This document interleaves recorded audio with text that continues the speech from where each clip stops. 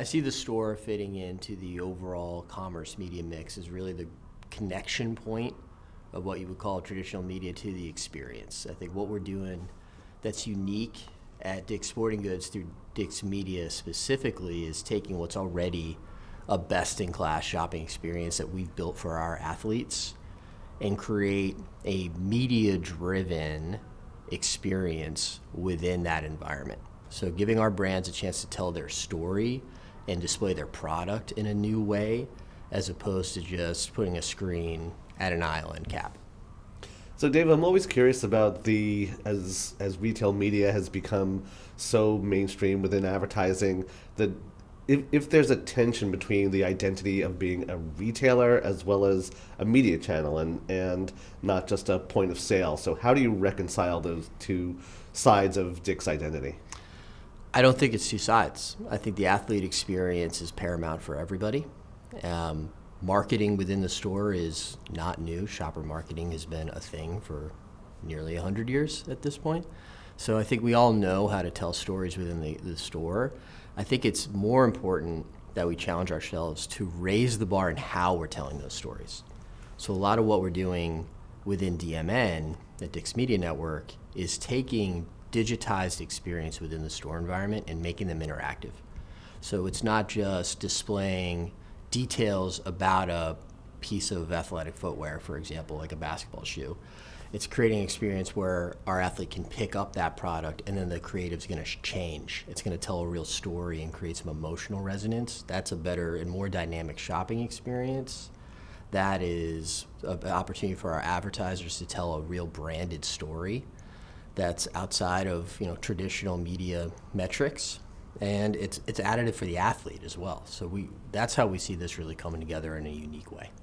So Dave, would love to just dive in a bit more in terms of, as you noted, the idea of storytelling has been a part of Dick's for its history. Mm-hmm.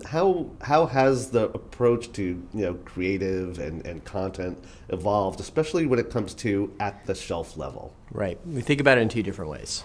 There's content and creative that's going to be more product feature focused. There's going to be content creative that is more emotionally resonant or storytelling focused. That's going to help us help different advertisers show up in different ways depending on their categories.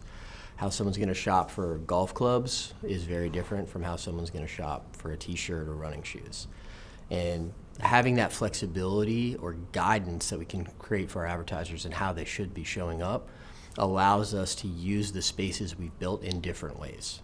We're backing that up with metrics. So we've taken what have often been existing merchandise spaces within our store, we've digitized them, and we've added RFID and radar to actually be able to create opportunities to do more measurement within those spaces. We can talk about product engagement, how many times have a piece of product been picked up. We can talk about traffic, how long has someone been dwelling in this space, and use that as a way to not just observe how well our athletes are interacting with those DMN assets in store, but also help refine how our advertisers are leveraging that space and the types of creative that they're sharing within them. So is it the way you marshal creative and content at the shelf level, is that what you feel sets in-store media apart from other media channels? I think it's thinking about in-store as that true connection point to a tactile sale, is what I'll call it. So it should all be one story. How I show up to a brand in broadcast or above the line, in paid social, in sponsored product, there's a similar through line or red thread that I want to create to the in-store environment so that there's a coherent narrative, because our athlete's going to see it across their journey. But that gives us the opportunity to then think about it a little bit differently. Knowing they're going to be interacting with the product in that moment, how do we flex that creative or that brief around the creative to fit that moment in particular and the assets that we have in that moment to create something that's truly differentiated? That's what gets me excited. So Dave, lastly, do you take a different approach to vendors versus other parts of the channel that you engage with? For non-endemic advertisers, we do think about vendors and non-endemic a little different. where a vendor partner for me, a Nike, an Adidas, an Under Armour, there's a clear connection to the point of sale. So everything I said about that journey still stands true.